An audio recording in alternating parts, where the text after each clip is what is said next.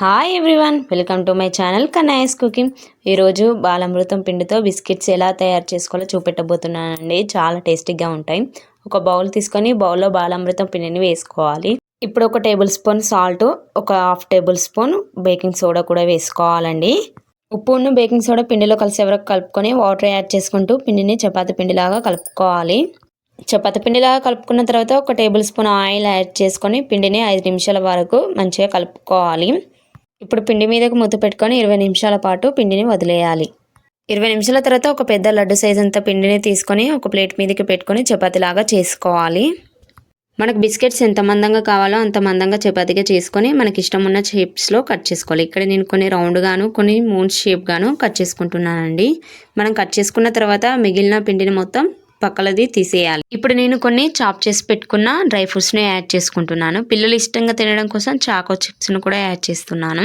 పిల్లల కోసం సపరేట్గా ఓన్లీ చాకో చిప్స్ వేసి బిస్కెట్స్ కూడా రెడీ చేశానండి వాళ్ళు తినడం కోసం. ఇప్పుడు ఒక బేకింగ్ ట్రే తీసుకొని నెయ్యి వేసి నెయ్యి మొత్తం ట్రేకి స్ప్రెడ్ చేశానండి. ఈ నెయ్యి ప్లేస్లో బటర్ పేపర్ కూడా తీసుకోవచ్చు. ఇప్పుడు బేకింగ్ ట్రేలోకి మనం రెడీ చేసి పెట్టుకున్న బిస్కెట్లను మొత్తం పెట్టుకోవాలి. బిస్కెట్ మధ్య కొంచెం గ్యాప్ ఉంచుకోవాలండి. ఇలా ఉంచుకోవడం వల్ల బిస్కెట్స్ మంచిగా బేక్ అవుతాయి. ఇప్పుడు మైక్రోవేవ్లో 180 డిగ్రీస్ వద్ద 30 నిమిషాల పాటు మనం బిస్కెట్స్ను బేక్ చేసుకోవాలి. మైక్రోవేవ్ లేని వాళ్ళు ప్రీహీట్ చేసుకున్న గిన్నెలోకి బిస్కెట్స్ను పెట్టుకొని 35 నిమిషాల పాటు బేక్ చేసుకోవాలి. 30 నిమిషాల తర్వాత అయితే నేను బిస్కెట్స్ను చూపిస్తున్నానండి. కొంచెం వేడిగా ఉంటుంది ట్రే కాబట్టి ఒక క్లాత్తో తీస్తున్నాను. చూసారా బిస్కెట్స్ మంచి కలర్లోకి వచ్చాయి. బిస్కెట్స్ రెడీ అయిపోయినట్టే అండి.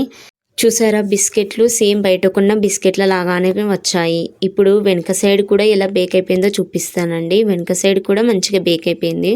చుంచితే కూడా లోపల చాలా బాగా బేక్ అయిపోయింది.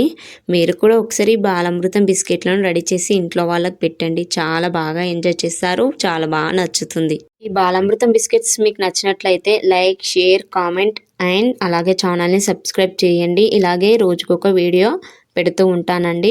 థ్యాంక్ యూ అండి. ఇలాగే సపోర్ట్ చేస్తూ ఉండండి ఛానల్ని.